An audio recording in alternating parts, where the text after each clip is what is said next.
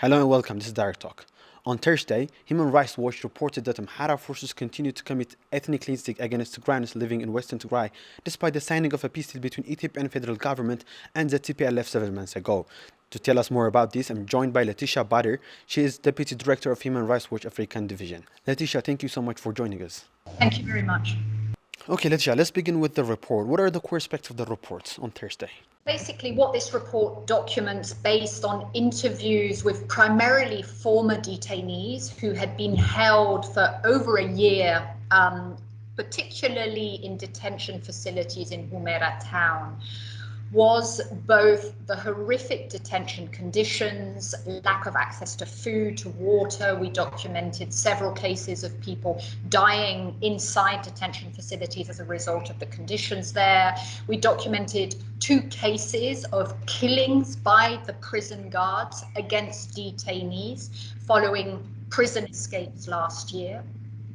And what we also found was that since the cessation of hostilities was signed, so in November and then again in January, the local administration and the Amhara security forces in the zone have again conducted 2 waves of forceful expulsions of Tigrayans to other parts of Tigray. And most of those who were expulsed were directly expulsed from detention facilities. So what we find here is that we are talking about an ongoing ethnic cleansing campaign, which is part of a much longer campaign which has started almost since the beginning of the conflict in Tigray. So, Laetitia, what in your view is the reason for the continued campaign of ethnic cleansing in Western Tigray by Amhara forces? Well, some of the findings which were particularly concerning was that 2 of the individuals who we had named in a joint investigation we carried out with Amnesty International and released last year, who were already then overseeing and responsible, sometimes directly, from some of the worst abuses we documented, are still in their positions of power.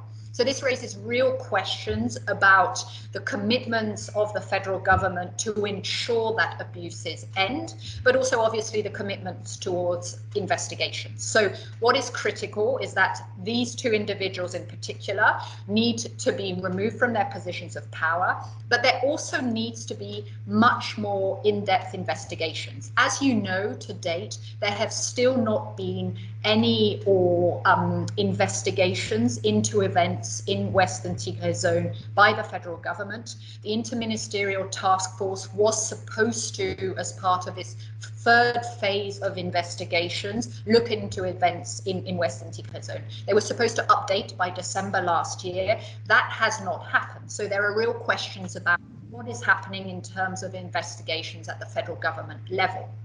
But at the same time, we continue to believe that it is absolutely essential for there to be international independent investigations into events in Western Tigray zone as well. And so it is absolutely critical for the federal government and also obviously for the regional governments and the Tigrayan interim administration to be pressing also for there to be access for the investigators of the International Commission of Human Rights experts into this zone. As we speak, this is still a zone where there is very, very limited humanitarian access. There are no human rights monitors on the ground. Journalists are not getting access either. And so that is critical. That needs to be a first step. And even that is not happening at present. So, Laetitia, what do you think will happen in the event of the federal government, which, according to the Pretoria Agreement, had the responsibility to withdraw non-Indian forces from Western Tigray to fulfill its responsibility? What can we witness in the near future? When we released our report with Amnesty International over a year ago, we had warned at the time that there was most likely hundreds, if not thousands, of Tigrayans that were still in detention facilities in Western Tigray zone. We had also warned that the conditions they were facing could amount to the crime against humanity of extermination. Now, what our report here finds is we've now we have documented the abuses that those individuals that we were warning about, that their situation could further deteriorate, and we've now spoken to some of them. So it is very clear that the protection concerns we had over a year ago remain, that nothing has happened in terms of improving the situation of detainees. We actually, in our report, found that the conditions actually deteriorated in the second half of last year. So this is why we continue to underscore that there could still be Tigrayans in Western Tigray zone with very real immediate protection concerns. But also, obviously, we're talking about a population that has been forcibly expulsed, deported to other parts of Tigray, and they are therefore now also facing terrible humanitarian conditions and situations in other parts of Tigray. I do think it's also important to underscore, of course, that many of the refugees fled to Sudan in the early phases of the conflict were from Western Tigray zone. So again, a community that has now additional protection concerns. And what our report underscores is that many of the people we interviewed said they would want to return home. But right now, it is clear that there isn't the context in place in Western Tigray zone for people to safely return. And this is where it is absolutely critical that the federal government and their partners are really pressing to make sure that people are able to voluntarily and safely return home. So, Laetitia, in light of this, the federal government downplaying atrocities being committed in Western Tigray, how can we count on domestic transitional justice process in Ethiopia? Well, the United States, for example, has explicitly characterized events in Western Tigray zone as ethnic cleansing. These are some of the most serious crimes under international humanitarian law, and it is absolutely critical that there continues to be a global response that mirrors the gravity of these crimes. And unfortunately, we haven't been seeing that.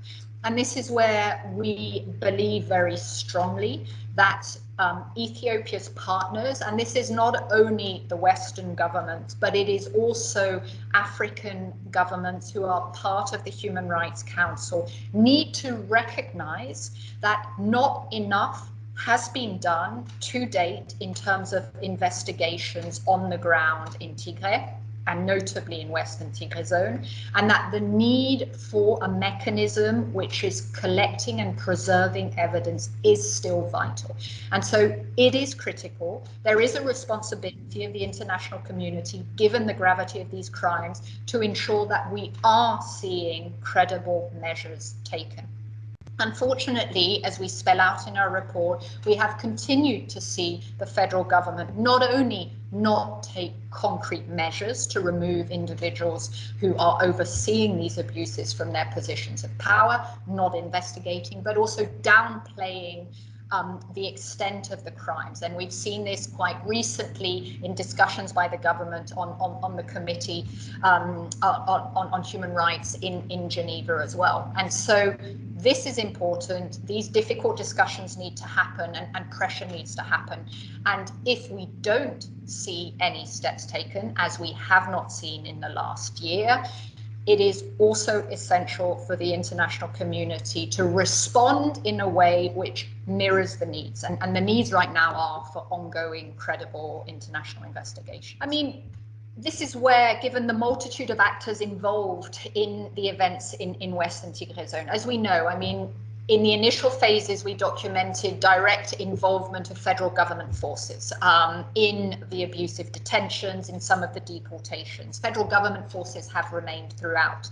We've continued to receive reports of the presence of Eritrean forces in this zone as well. And then obviously we're also talking about an ethnic cleansing campaign, first and foremost carried out by regional Amhara forces and administration. Given the multitude of actors, we continue to believe that international investigations into events there are critical. But it's also key right now at a time where many of Ethiopia's partners are increasingly supportive of what they see as positive steps at the domestic level in terms of accountability. Some really serious, hard questions need to be asked about what has happened concretely in terms of Western Tigray zone. And yes, the situation there is complicated. Most likely, political processes around the future of that zone will take possibly years. But there are immediate steps that need to be taken to protect communities who could still be there, who still need protection, but also to ensure that those who have overseen these abuses are no longer in those positions of power. That does not take a political process. Those are responsibilities which the federal government needs to be carrying out immediately. It's obviously critical as well for the regional administration and the interim administration in Tigray to also be pressing and pressing for credible investigations there. It is critical for the voices of those who have been forcibly expulsed from that zone, who are in other parts of Tigray, to be heard. It is critical for their needs to be heard, both immediate, but also what they want in the future. And this came across very clearly in our research. Many of the victims of this ethnic cleansing campaign have continued to call for credible accountability. Their voices need to be heard by everyone, and they can't just be brushed under the carpet because it's politically expedient to do so. And we will continue to press for that. We will continue to press for credible investigations into events there, and we will continue to press for the voices of those who have been the victims of this campaign to be heard. So, Laetitia, given the terms of the Pretoria Agreement, which are civilian protection and the withdrawal of non-ANDF forces from Western Tigray, can we say the Pretoria peace deal is being violated? I mean, as we mentioned in the report, the verification, the AU verification and monitoring team have said that they are looking to travel to Western Tigray zone. We have repeatedly from the beginning called on the mechanism to be speaking out publicly about violations of the agreement, which include violations of human rights. I mean, the agreement speaks to and condemns sexual violence, for example, and also speaks to commitments around respect for international humanitarian law. And so we would like to see, which we haven't to date, the mechanism much more publicly condemning and portraying as violations of the agreement also violations of international humanitarian law, and we haven't seen that to date. Laetitia, there has been persistent efforts to derail the International Commission of Human Rights experts on Ethiopia. So does the current report by Human Rights Watch make it very important to renew the Commission's mandate? Absolutely. I mean, as we underscore, there is a need for ongoing investigations. It would be critical for the investigators to have access to the ground. I mean, in terms of preserving, protecting, respecting evidence as well of some of these serious abuses. As we have also highlighted, so far at the domestic level, we have not seen any credible steps in terms of investigating specifically what has happened in Western Tigray zone. And so just for that reason, it would be critical to renew the mandate of the International Commission of Human Rights Experts. And again, this is where it is critical for both international partners, African member states of the Human Rights Council, to acknowledge that we are talking about some of the most serious crimes under international humanitarian law, which have been brushed under the carpet, downplayed, not significantly investigated.